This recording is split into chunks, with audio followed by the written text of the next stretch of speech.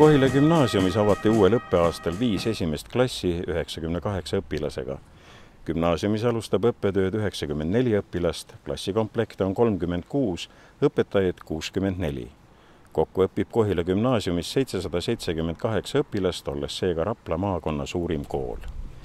Kooli uus direktor on Neeme Lumi, kes on hinnatud õpetaja ja pikaajalise kogemusega koolijuht ning kel peatselt seisab ees doktorikraadi kaitsmine Tallinna Ülikoolis.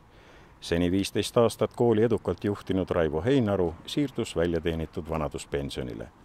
Lisaks gümnaasiumile alustas Kohilas oma 3. kooliaastat ka erakoolina toimiv Kohila mõisakool, kuhu sel sügisel läks esimesse klassi 26 õpilast.